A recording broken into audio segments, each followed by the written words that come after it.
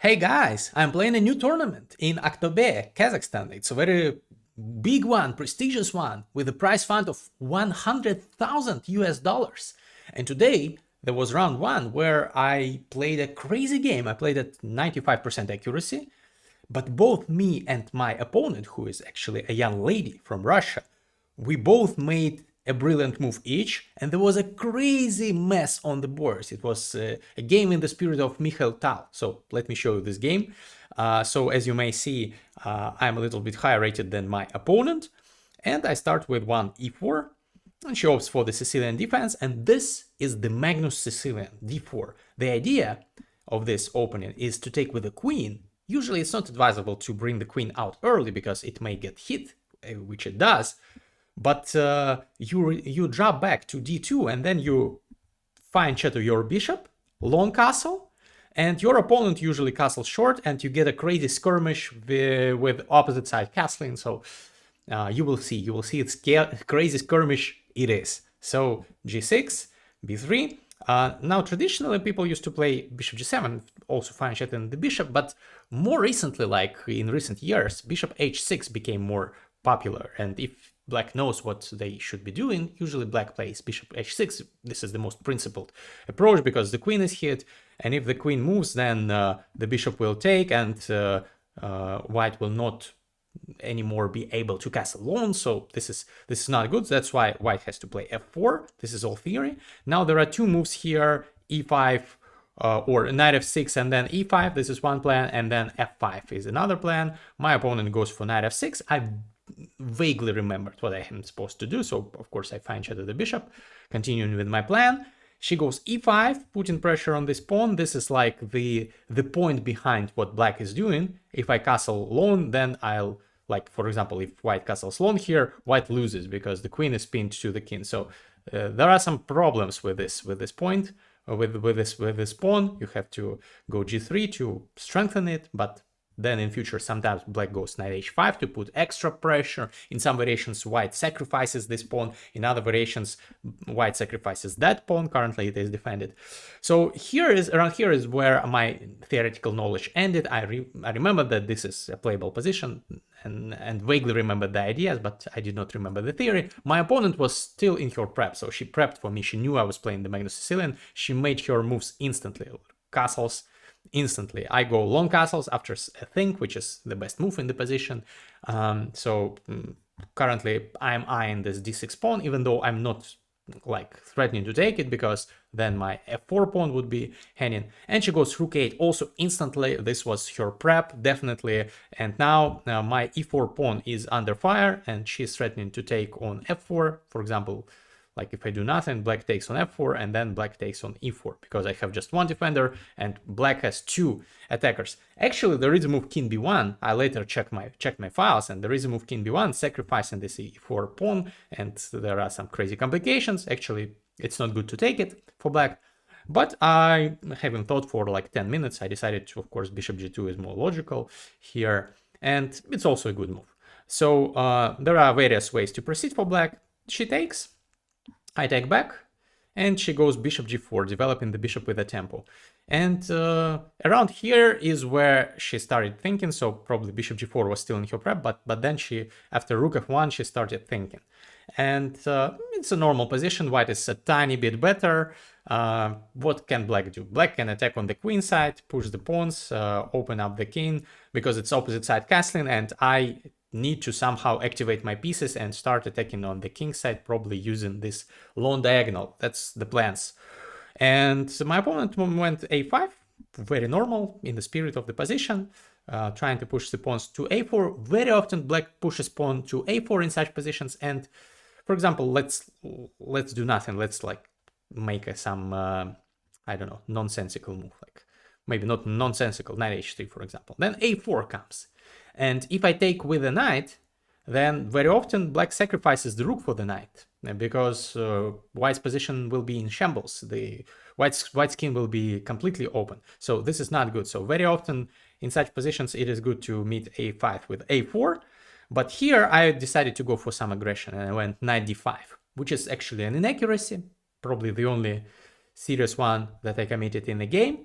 But it's understandable. I think it's a very human move. The idea is that, of course, she cannot take, because if she takes, I take, she takes, and I have this fork, knight f6, checking the king and winning the rook, because this bishop sees this knight. So the pawn is untouchable, and she takes my knight instead.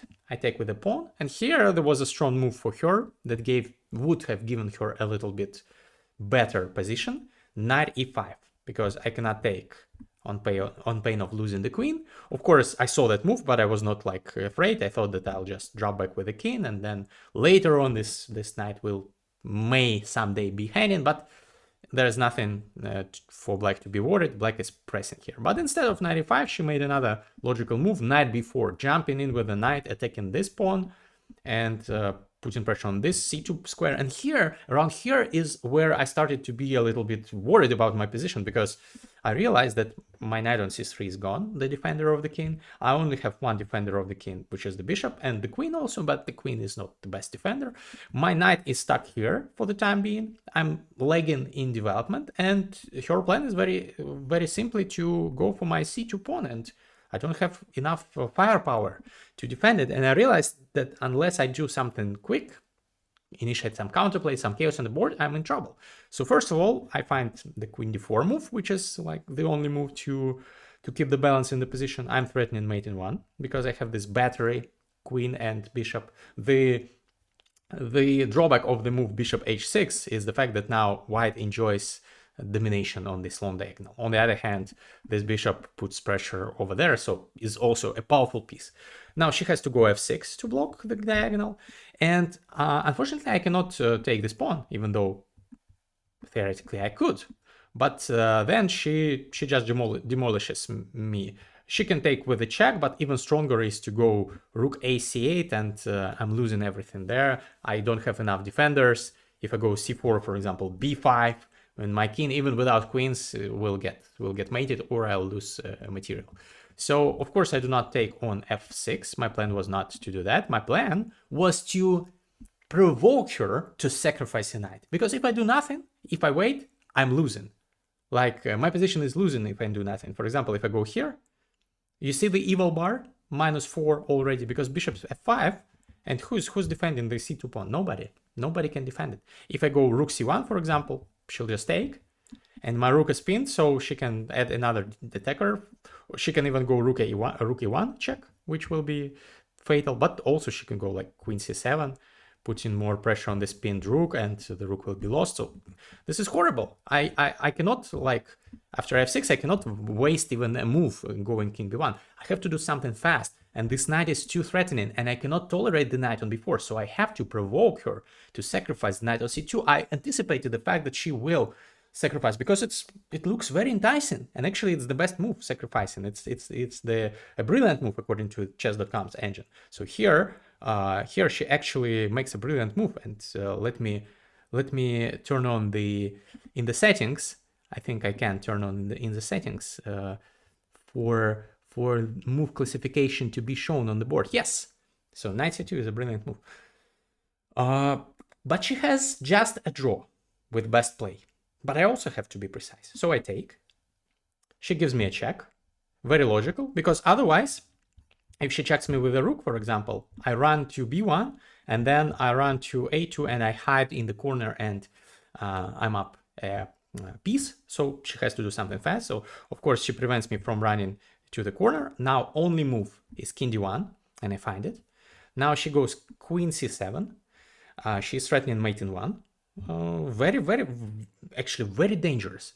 From afar, I thought maybe queen c3 would be good here, but this is losing actually, because takes, and then she infiltrates rook e3, and if the bishop moves, then all my pawns will fall, and the attack will continue. And if I go here, this is deadly. And now if here, then the rook can live with the check, for example, and discover the attack, or rook c8 also wins. Anything wins here. So I cannot even trade the queens. Even without the queens, I'm attacked. So queen c3 is not a good move. Here I think for some time, and I find the only move to hold the balance, rook f2. I'm holding this c2 square that's under pressure. Now she finds a strong move, rook a c8. disregarding the fact that the f6 pawn is hanging. So only move for me, not to be worse, is to take this pawn. Of course I have to. And here I realized when I was considering my options, I calculated lots of variations. I spent like 10 or 15 minutes at this point on this move, queen takes f6, and I realized that she has a very beautiful draw. Pause the video if you want to find a beautiful double sacrifice, rook sacrifice and queen sacrifice to make a draw. So actually the best in this position. So it's rook e5, first rook sacrifice. It's a brilliant move actually. And if I take queen c1 is another brilliant move. Somehow chess.com is not showing it here, but on the right side it says that it's brilliant. I have to take, then rook takes. So the point of saking the rook first was to free this diagonal. And now I cannot escape from the checks. It's a perpetual check, because if I go up, then rook c3, and also king cannot run from those checks. King's bodyguards are useless here. The knight and the bishop are just in the way, and it's a perpetual check after a queen sacrifice. So a rook sacrifice first, rook e5, and then after taking, freeing this bishop, queen c1, queen sacrifice. That would have been brilliant, but my opponent did not see it. I told her after the game, she said she did not see it. But instead, she went for a different idea, bishop c2 check, which is also logical. She's trying to harass my king.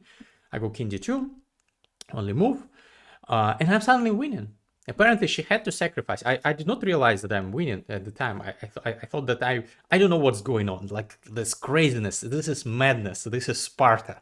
Like what is going on? Yes, I'm up a piece, but she has such a strong attack, and my king is like almost made it, and the bishop, the rook, the queen, everyone is helping, and my knight and rook in the corner are not participating at all. So I was like, I thought probably there should be some perpetual check, at least for me, something like queen h8 and then queen f6 back, something like that.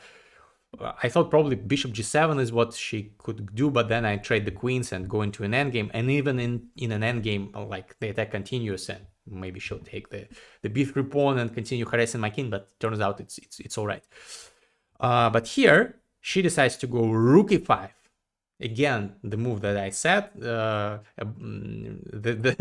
I told you about recently, but here it's not as strong, even though it looks beautiful. So of course I could take, but then like I didn't like my position after takes, like queen c3 threatened, for example.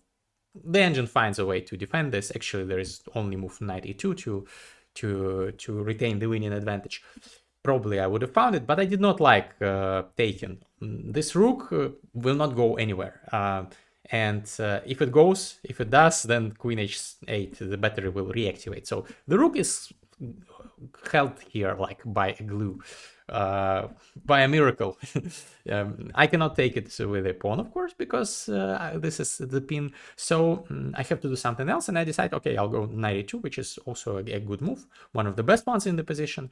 Finally, my knight is joining the action. Maybe it will go here, maybe it will go here. The rook finally is ready to join the action, and here is the point in the game where I started feeling optimistic about my chances. I thought that still chaos on the board, anything is possible. This is the game for three results, but I thought that I have chances to win this, very good chances. She goes bishop g7 here, and from afar I thought about this move, and I thought that if she goes bishop g7, I will sacrifice the queen, taken, which is a brilliant move according to chess.com's engine. Well, it's not strictly speaking a sacrifice, so I give up a queen for a rook and a minor piece, so it's like more like a trade, because a queen is worth rook, a minor piece, and a couple of pawns. So it's a sacrifice of a couple of pawns, but what do I get? I get this menacing f-pawn, which is backed by a rook, supported by a rook, and this bishop is unopposed currently, and I'm completely winning. So because I used to have like an extra piece, now I have rook and two minor pieces for a queen. My king is completely safe. There are no infiltration squares for her pieces, because everything is controlled. She has no checks, and I have a great position. So she goes queen b6 here, I take in the rook and trying to create some chaos, take like this, but I calculate everything precisely. I check her, she goes here, only move, and now I go knight d4, blocking the queen and defending the b3 pawn, so she has no infiltration squares again, and I'm threatening knight e6 check, and then I will queen and win the game. So she tries to block with the knight. I cannot take with the bishop. I cannot take because she will take my rook, so the knight is pinned here. But I find the best move in the position, rook h f1, and here she resigns because she can do nothing. For example, if she takes like this, I can take like this, and it's a mating attack. Actually, the ancient says that it is, if she goes king e7, it's mate in 15 moves. But I did not see mate in 15. I saw that I will just attack her and check her over here, and if here, then over here, and I'll at least win a rook, and I'll have 2 rooks and 2 bishops. Obviously, this is winning. So this is one variation if she takes here, and if she doesn't, if she goes, for example, in this position after rook h f1, if she goes bishop d7, which I thought is another move. I thought that I'll just trade the rooks and to win this endgame, which is very logical. If she trades the rooks, then next I'll someday play knight e6, take, and go bishop f6 and promote the pawn. So she decided not to prolong the agony and resigned, and I gained the first victory in this tournament, which is very important and very nice. Couple of rating points. Tomorrow I am playing one of the tournament favorites, actually a very strong young FIDE master who is number 2 seeded in the tournament. I'm seeded like number 34. So wish me luck and see you in the next one. Goodbye.